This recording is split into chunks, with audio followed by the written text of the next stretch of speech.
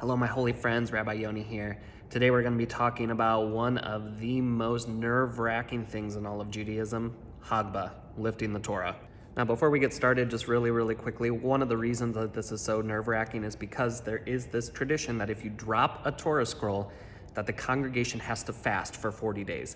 Let me explain that really quickly. So yes, that's true. If someone drops the Torah scroll, or if I drop the Torah scroll, we have to fast for 40 days. However, it doesn't mean that everyone in the congregation has to fast for 40 days. It means the people who are present each take a turn fasting, which means I could fast for 1 day or 2 days or whatever it might be.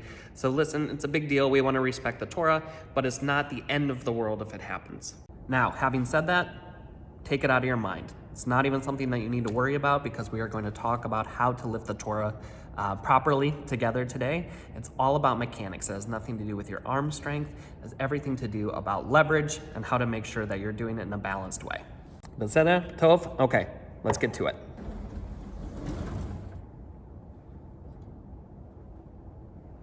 Okay, when it comes time for Hagbah and Glila, the Sefer Torah is going to be covered, the Torah scroll is going to be covered. The Gabbai is going to ask the congregation to rise and call up the Magbia and the Golelet, or the Magbia and the Golel, or Magbiha and Golel, whoever is going to be lifting and dressing the Torah. So at that point, we're going to take the cover off the Torah. And you'll see that the Sefer Torah is going to be rolled so that none of the text is visible. We're going to unroll it. And there's different minhagim, there's different traditions about how many columns that you should have being seen. Usually around 2 or 3 is plenty. All right, so when you have the scroll unrolled, here comes the most important part. Before you do anything else, take these 8 seam, the handles, and you're gonna actually put them over the side of the shulchan, okay? So from a different angle, I'm gonna unroll the scroll, and then right where this ledge is, I'm gonna pop them down. This is the most important part for Hagbah. All right, now let me explain why. Here we're gonna do the actual lifting itself, which isn't about using our biceps, it's not about using our arm strength. Instead of lifting, we're going to push down. Using that leverage, the shulchan is doing all of the work for you. All you have to do is get balanced and lift. All right, so again, from another angle, columns are exposed. Put the handles over the side, push down, bend our knees, and then all we have to do is just stand up.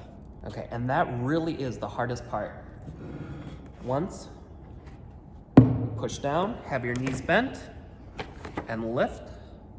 You're just trying to balance, and what you're going to do is turn so the congregation can see the open Torah scroll. Some people have the tradition of moving from side to side to just make sure that everyone in the kahal can see. And then you're gonna go, sit down, and wait for the person who's doing glila to do their job. Okay, so let's put it all together. Yavo ha-magbia. The magbia is called, whoever's lifting the Torah is called up. The congregation rises. We take the cover off of the Torah. Open the Torah scroll. So we have 2, 3, 4 columns, whatever you prefer showing.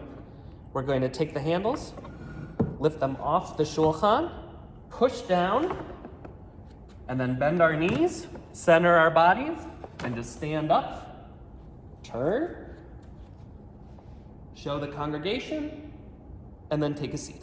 And that's it. Of course, it's only half the story because we also have to do Galila, so stay tuned. We're going to cover that next. If you are a member of my congregation or live in the Detroit area, just give me a call and you can come and practice. We can learn this together. Or if you're ever in the area, just swing by. Always happy to do a tutorial in person.